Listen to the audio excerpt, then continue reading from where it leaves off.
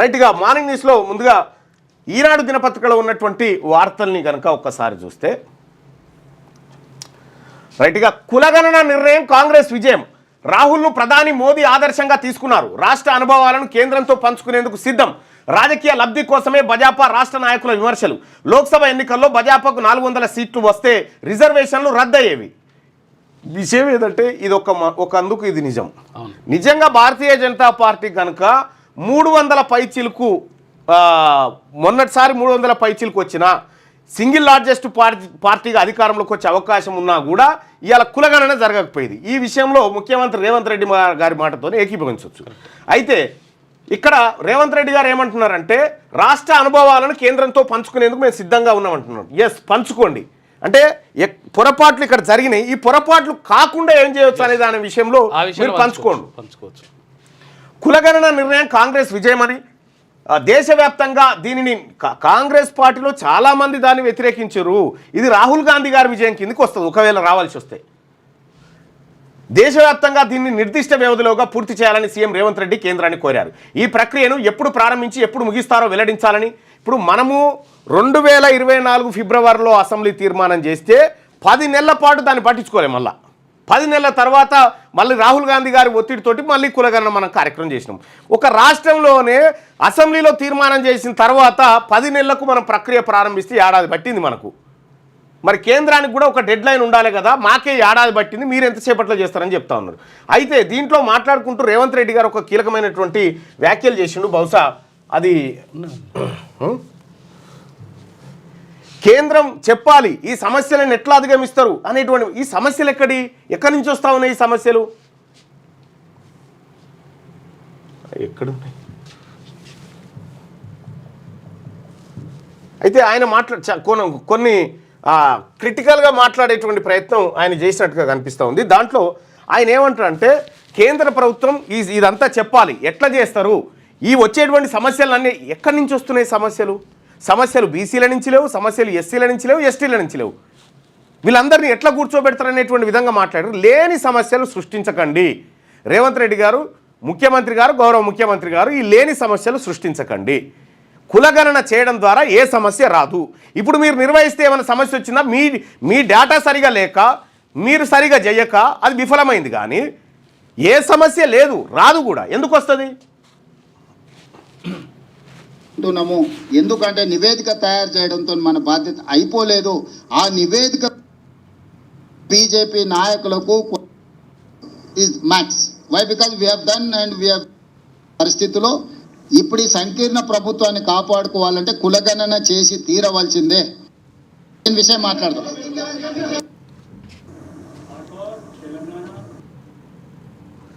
పహచానింగే రాహుల్, ఇది secret document కాదు, ఇది ఎనీ పొలిటికల్ పార్టీ రెస్పాన్సిబిలిటీగా మీరు తేదీలను నిర్ణయించండి. నేను అడుగుతున్నా, మీరు ఎప్పుడు మొదలు పెడుతున్నారు, ఎప్పటిలోగా జనగణన కులగణన చేర్చి పూర్తి చేస్తారో మీరు తేదీలను నిర్ణయించండి. అదేవిధంగా ఇది అమలు చేసే క్రమంలో మీరు తీసుకోబోయే నిర్ణయాలు, అమలు చేసే ముందు వచ్చే సవాళ్లను, సమస్యల్ని ఏ విధంగా అధిగమించదలుచుకున్నారో. ఏం సవాళ్ళు వస్తాయి ముఖ్యమంత్రి గారు? నేను అడుగుతా ఉన్నా, ఎలాంటి సవాళ్ళు వస్తాయి? నిజంగా లేని సమస్యలు సృష్టించే విధంగా మీరు మాట్లాడినట్టు అనిపిస్తూ ఉంది. అసలు సవాళ్ళు ఏమొస్తాయి చెప్పండి, నాకు అర్థం కాలేదు. సవాళ్ళు ఏమొస్తాయి? మీ మాటల్లోనే నిన్న మాట్లాడుకుంటూ మీరు ఏ రాష్ట్రానికి ఆ రాష్ట్రానికి ప్రత్యేక పరిస్థితులు, అక్కడ ఉన్నటువంటి కులాలన్నీ ఆయా జాబితాలో ఉన్నాయనే మాట చెప్పారు. క్లియర్, అది క్లియర్. ఆ తర్వాత సమస్యలు ఏమొస్తాయని, సమస్యలు ఎట్లా అధిగమిస్తారనేది ఏంటంటే దాని అర్థమైంది. చాలా సమస్యలు వస్తాయి ఇవి చేస్తే అనేటువంటి సంకేతాన్ని పంపడమా? అటువంటి ఏమైనా ఉంటే దయచేసి మానుకోండి. రెండో విషయం ఏంటంటే ముఖ్యమంత్రి గారు కొద్దిగా ఇటు జరగన, ఆ షర్టు ఇటు దాకి అవి స్క్రీన్ మారిపోతుంది. అయితే ఈ ముఖ్యమంత్రి గారు చెప్తున్నటువంటి మాట ఏదైతే ఉందో, అన్ని రాజకీయ పక్షాలతో చర్చించండి, ఇది సీక్రెట్ డాక్యుమెంట్ కాదు సార్. బీసీల ఓట్లు అడగడానికి వచ్చినప్పుడు అన్ని రాజకీయ పార్టీలు చర్చించుకొని మా దగ్గరికి వస్తున్నాయా?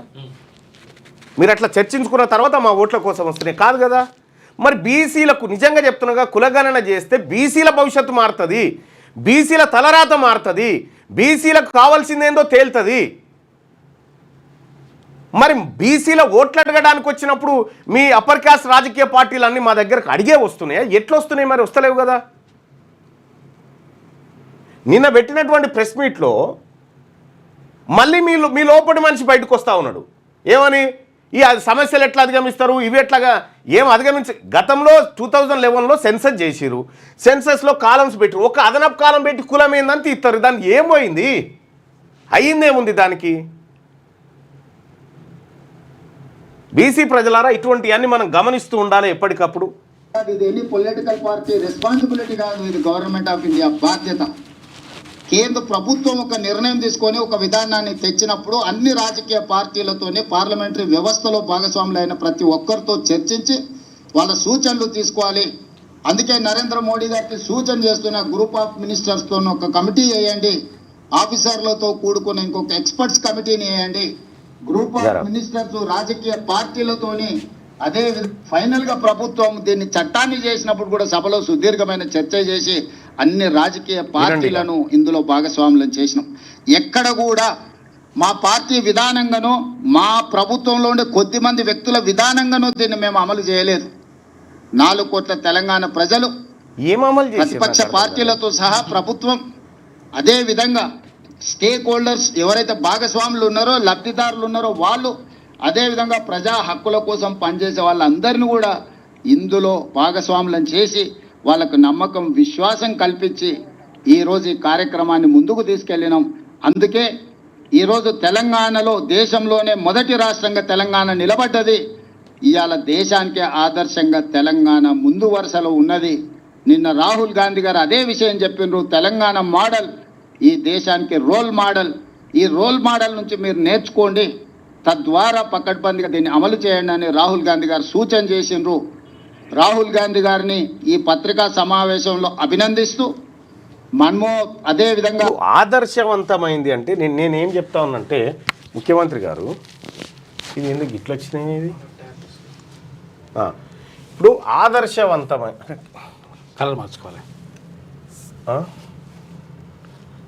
మా కూతురు వచ్చి ఇవన్నీ చేసిపోతుంది అన్నట్టు ఇట్లా.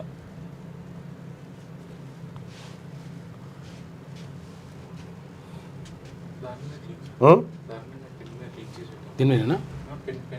పెన్ మీదనా? అందులో కలర్లు వస్తాయా? ఓకే. ఆదర్శవంతమైన ముఖ్యమంత్రి గారు ఒకే ఒక మాట చెప్పండి. ఇప్పటికి కూడా మీకు మించిపోలేదు. సర్వే చేసినావు, సరే గుడ్డిదో ఎడ్డిదో సర్వే చేసినావు కదా. చేసిన సర్వే నివేదిక ఇప్పటి వరకు ప్రజలకు తెలియదు నువ్వు ఏం చేసిన సంగతి. పారదర్శకంగా మనం సర్వే చేస్తే ప్రజల ముందు డాక్యుమెంట్ ఉండాలి. ఇప్పుడు 2011 సెన్సస్ అని కొట్టగానే నీకు ఏది గూగుల్లో మొత్తం కనిపిస్తాయి ఆ సైట్లో, గవర్నమెంట్ సైట్లో. మనం ఏ సైట్లో చూడాలి మనం చేసిన సర్వే? మనం లెక్కలే దాచిపెడితివి. గతంలో కేసీఆర్ దాచిపెట్టినట్టే ఇప్పుడు దాచిపెడితిరి. ఇప్పుడు మీరు కులగణనలు చేసుకొని దాచిపెట్టుకోవడానికి కాదు కదా. మీరు కుల సర్వేలు చేసి దాచిపెట్టుకోవడానికి కాదు కదా డాక్యుమెంటు. ఇది పబ్లిక్ డొమైన్లో ఉండాలి కదా. ఇది ప్రజాస్వామ్య దేశము, మీరు దాచుకోవడానికి కాదు అది. ఇప్పటికైనా ఈ కులాల వారిగా మీరు చేసినటువంటి లెక్కలు గ్రామాల వారిగా బయట పెట్టండి, తప్పేంది? సో దాచిపెడతారు, ఇంకా కొన్ని రోజులు దాచిపెట్టగలుగుతారు. ఎన్ని రోజులు దాచిపెట్టగలుగుతారంటే మీ చేతిలో బలం ఉన్న రోజులు దాచిపెట్టగలుగుతారు. తర్వాత ఏదో ఒక రోజు అయితే ప్రజలు మీ బలాన్ని తగ్గించినప్పుడు ఆ డాక్యుమెంట్ బయటికి రాకుండా ఉంటుందా? బయటికి రాకుండా ఉండలేదు కదా. ఎన్ని రోజులని ఇట్లా ఆదర్శవంతమైన డాక్యుమెంట్ అని ఎప్పుడు చెప్పాలంటే, ఇగో నేను ఈ సర్వే చేసిన, ఈ సర్వే ద్వారా ఇగో ఈ కులం వాళ్ళు ఇంత ఉన్నారు, ఈ కులం వాళ్ళు ఇంత ఉన్నారు, ఈ గ్రామంలో ఇగో ఈ కులం వాళ్ళు ఇంత, బెస్తా ఇంత, ముదిరాజ్కి ఇంత, పద్మశాలకి ఇంత, గౌడ్లు ఇంత, నాయ బ్రాహ్మణులు ఇంత, రజకులు ఇంత, దళితులు ఇంత, మాదిగ వాళ్ళు ఇంత, డక్కలి వాళ్ళు ఇంత, మాల వాళ్ళు ఇంత, ఈ లెక్క ఆ గ్రామ పంచాయతీ కాడ పోస్టర్ మీద ఉంటే, సో దానివల్ల గొడవలు ఎందుకు గొడవలు అవుతాయి? మీ ఊర్లో ఉన్న జనాభా ఎంతమంది దూరం నీకు కాలం ఒకటి ఉంది కదా, ఇంకా గొడవ ఎక్కడిది? గొడవలు ఎందుకు అవుతాయి? నువ్వు ఉల్టా పెడితే అయితే కానీ ఉన్నది ఉన్నట్టేస్తే గొడవ ఎక్కడిది? కాబట్టి మీరు రాష్ట్ర ప్రభుత్వాన్ని నేను డిమాండ్ చేస్తూ ఉన్నా, మీరు నిజంగా పారదర్శకంగా ఉంటే ఇవాళ నిన్న ప్రెస్ మీట్ పెట్టారు కదా, నిన్న ప్రెస్ మీట్లో ఈ లెక్కలు ఏమైనా చెప్తావేమనుకున్నాం, మళ్ళీ అదే కథ. రాహుల్ గాంధీ గారు అక్కడ తెలంగాణ మోడల్ అనగానే ఇక మీరు దాన్ని క్యారీ ఫార్వర్డ్ చేసి ముంగటికి తీసుకుపోవడానికి నిన్న ప్రెస్ మీట్ పెట్టారు. సరే పెట్టుకోండి, అది ప్రచారంలో మీ భాగం, అది ఒక రాజుకు ఉండాల్సిన లక్షణాల్లో ఒకటి ఆ లక్షణం. కానీ పారదర్శక అనేటువంటి మాట ప్రజాస్వామ్యంలో పారదర్శకత అంటే శశబిష లేకుండా దాపరికాలు లేకుండా ప్రజాక్షేత్రంలోకి ఆ విధానం వచ్చినప్పుడు అది పారదర్శకత అవుతుంది, ట్రాన్స్పరెన్సీ. మనం అది చేయకపోతే ఎట్లా?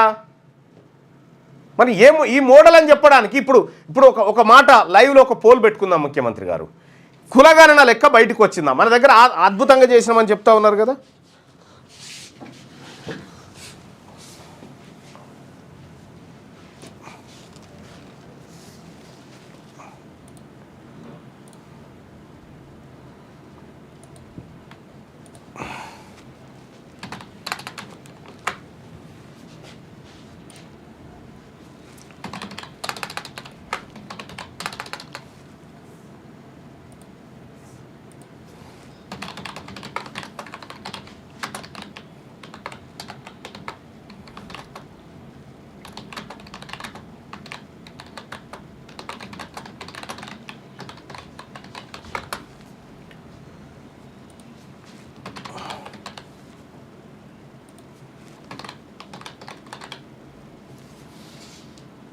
రైట్. ముఖ్యమంత్రి గారు ఒకసారి ప్రజల్ని అడుగుదాము ఇదే విషయము. తెలంగాణలో చేసిన కులగణనలో మీ కులం లెక్క ఎంతో మీకు తెలిసిందా? మీరు లైవ్ చూస్తున్నటువంటి సోదరులారా, తెలంగాణలో చేసిన కులగణనలో మీ కులం లెక్క ఎంతో మీకు తెలిసిందా? మీ ఊర్లో ఇప్పుడు మీ ఊరు వరకు అయితే 10 ఇండ్లు ఉన్నాయంటే మీరు గుర్తుపట్టగలుగుతారు. కానీ తెలంగాణ రాష్ట్రంలో ముదిరాజులు ఎంతమంది ఉన్నారు, మున్నూరు కాపులు ఎంతమంది, గౌడ్లు ఎంతమంది, పద్మశాలు ఎంతమంది, ఆ తర్వాత యాదవులు ఎంతమంది, వీళ్ళ లెక్క ఏమైనా మీకు తెలిసిందా? ఇది ప్రజలకే తెలియనప్పుడు పారదర్శకమైనటువంటి సర్వే ఎట్లయితుంది ముఖ్యమంత్రి గారు? ఎస్ చెప్పండి, దానికి కారణాలు ఏంది? ఒక సాహేతుకమైనటువంటి కారణం చెప్పండి. ఎస్ మేము కులాల లెక్క తీసినాం, ఈ లెక్కను బయట పెట్టలేకపోయినాం, దీనికి కారణం ఇదని ఒక మాట చెప్పండి. అది చెప్పకుండా మనం ఎన్ని దాట వేసినా లాభం లేదు కదా. లెక్కలే బయటికి రాలేదు. నేను మండల్లో కూర్చుంటే బిల్లు పెట్టేటువంటి సందర్భంలో ఈ కులాల వారిగా లెక్కలు ఇస్తారేమో అనుకుంటున్నా, అలా లెక్కలే లేవు. కేవలం 56.7% మంది బీసీలు ఉన్నారు అని చెప్పి అందులో వేసిరు, అయిపోయింది. 46% మంది అని చెప్పి గుండుగుత్త లెక్క వేసిరు. అందులో ఎవరెంత క్లారిటీ లేదు. తెలంగాణలో చేసిన కులగణనలో మీ కులం లెక్క ఎంతో మీకు తెలిసిందా? తెలియదు అనుకునే వాళ్ళు ఇక్కడ, తెలిసింది అనుకునే వాళ్ళు ఇక్కడ.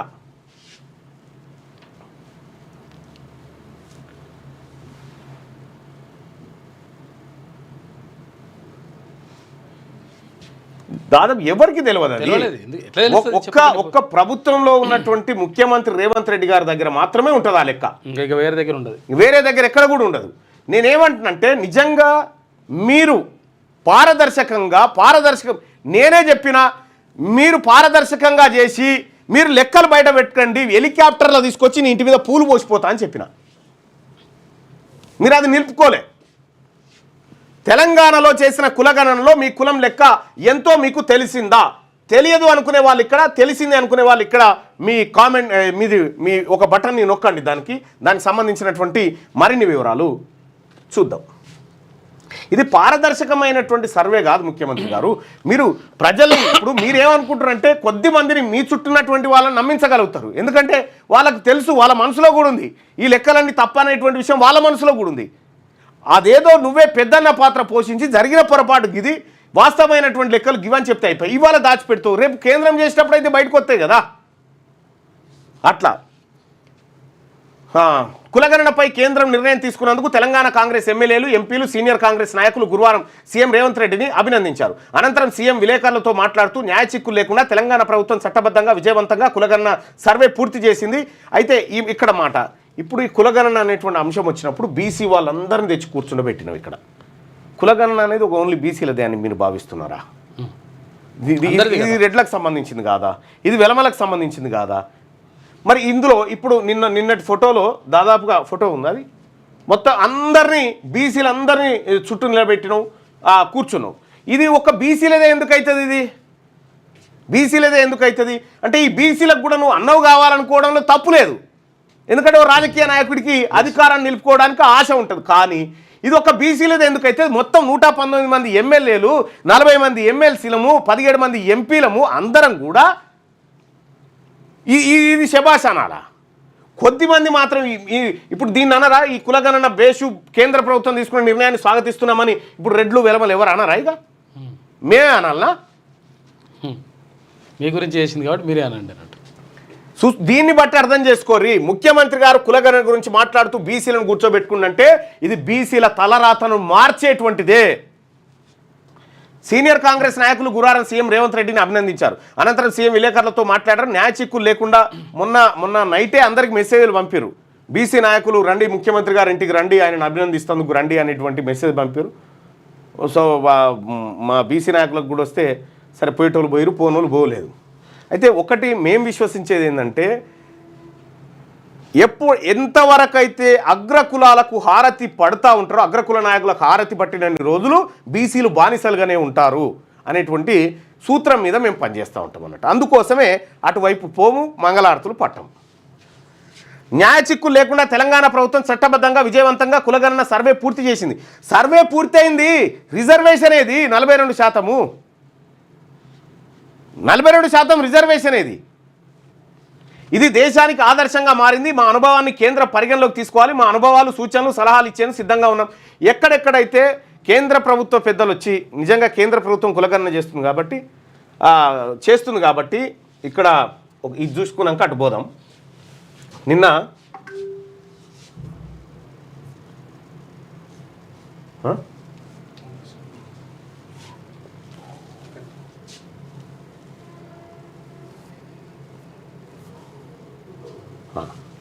నిన్న ఈ కులగణన సందర్భంగా బీసీలు పోయి అభినందించుడేంది? ఓన్లీ బీసీలే పోయి అభినందించుడేంది? అందరికీ సంబంధించింది కదా. బీసీలనే ఎందుకు పిలుస్తూ ఉన్నారు? బీసీలతోనే బీసీ ఎమ్మెల్యేలనే ఎందుకు పిలిచిరంటే ఇక్కడ బీసీల తలరాత మార్చే కాగితం తయారవుతుంది. ఇప్పుడు వీళ్ళంతా రెడ్లు వెలమనంతా కూర్చొని కేంద్ర ప్రభుత్వానికి ధన్యవాదాలు తెలియజేయాలి. ఎందుకు తెలియజేస్తలేరు? దీంతో వాళ్ళ రాజకీయ భవిష్యత్తు ఖతమవుతుంది. ఇవి రెండే మనం అర్థం చేసుకోవాల్సినటువంటి లాజిక్ పాయింట్లు.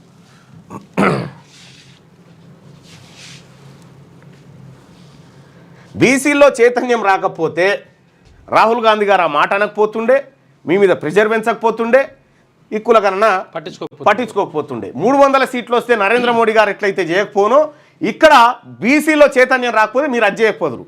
మేనే కదా మొత్తుకున్నా, 100 సార్లు మొత్తుకున్నా కులగణన ఎప్పుడు అని. రాహుల్ గాంధీని నరేంద్ర మోడీ ఆదర్శంగా తీసుకున్నందుకు సంతోషంగా ఉంది. మహాత్మా గాంధీ తరహాలో రాహుల్ గాంధీ ఈ దేశానికి ఏది కావాలో ముందుగానే గుర్తించి దాన్ని సాధించే వరకు వదిలిపెట్టరు.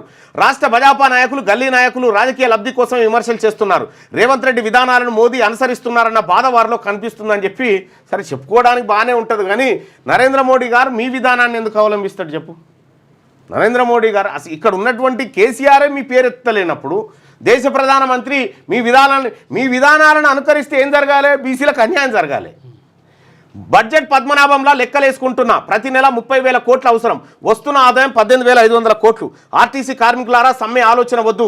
కార్మిక దినోత్సవంలో సీఎం రేవంత్. ఇదొక గొప్ప మాట.